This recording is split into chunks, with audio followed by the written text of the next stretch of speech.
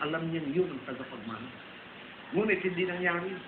Kaya ngayon, sa loob ng ilang taon after ako ay after nung 5 taon na ako ay natapos sa aking pag-aaral sa Espiritu at sinabi ng Ama, ikaw ay aking anak, pinadala niya ako.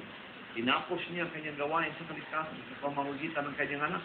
At ngayon, ipinagkatiwala na sa kanya yung kinuha niya mula kay Satanas na power, dominion, and authority.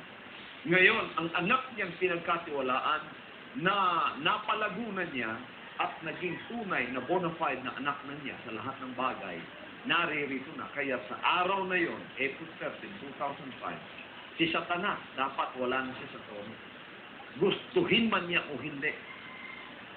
2,000 years ago, dapat wala na nga siya. Pero wala pa yung pagkakalooban. Kaya temporarily nandoon siya. Kaya nililin lang niyang tao for 2,000 years. Pero ang buhay ng anak ng Diyos ay pagsasalin-salin sa pananampalataya, dumating ang pagkakataong lumitaw na ang tunay na anyo ng kanyang buhay na siyang pagkakalooban at pagkakatiwalaan ng lahat ng bagay. Yan ay naririto na ngayon. At ito nga ang ministry pinagkaloob ng Ama sa akin at ang paghahari ito, sinabi ng Ama na kanyang nailipat na ngayon, may kabuluhan na. Sapagkat naririto na sa makasalanan katawan na naging bago na sa kanyang harapan. At ako ang pasimula nito. Kung ito ay magpapasimula sa isang taong kaligtasan, lalaganap na ito. Tulad ng pagpapasimula ng kasalanan sa isang tao, lumaganap, ganun din ito. Lalaganap na. Kung paano ako'y ginawang anak, pamamagitan ko naman, ang Ama ay magpuproduce naman ng marami pang mga anak. Sapagkat ito yung kanyang style ng kaligtasan. Ang anak palagi ang kanyang ipinapadala. Sapagkat ang anak ang nagsasabing, ako ang daan, ang katotohanan at ang buhay. Walang makakapasok sa Ama maliban sa akin. At eto rin ngayon sa panahon ng mga hentil, ang dala kong mensahe na ako ang nagmana sa pagiging anak at ang ating Ama dito, ang ating Panginoon Kristo. Siya ang Ama dito sapagkat nagkaroon na siya ng katawan na kanyang lahi na maari na niyang tahanan. At eto na nga ang pasimula. Alam niya sa Satanas nung ako'y bumaba sa kitchen. Alam niya sa 8 billion na mga lamang lumalakad sa mundo ito. Itong bumaba mula sa kitchen ito, hindi na akin ito. Iba na yung nakatira doon sa loob niya. Kapagkat ito'y tinalaga para sa akin. Sinuko ko.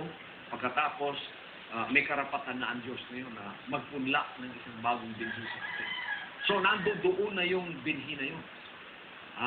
Doon sa sinapupunan ng aking kaluluwa, nandoon na ang binhing yun. Ako'y bumaba. Yung serpent seed doon, wala na. Wala na yun.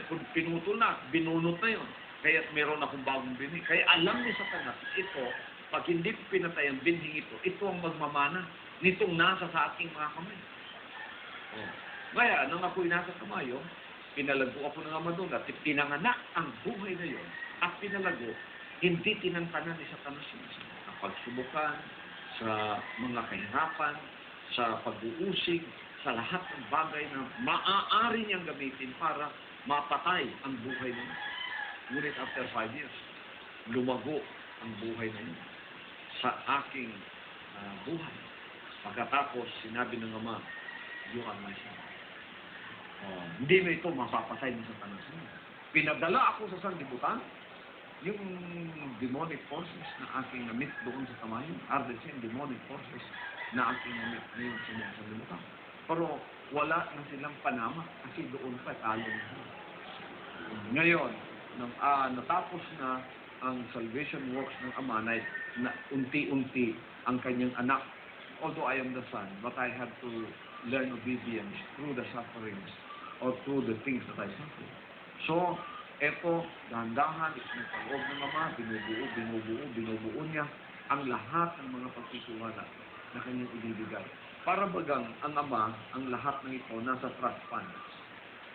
Sa iyong, dapat ibigay na niya lahat na yun. Pero alam niya ang kanyang anak ay kailangan pang lumago at magkaroon ng experience at magkaroon ng kaalaman sapagkat hindi naman ako virgin pa.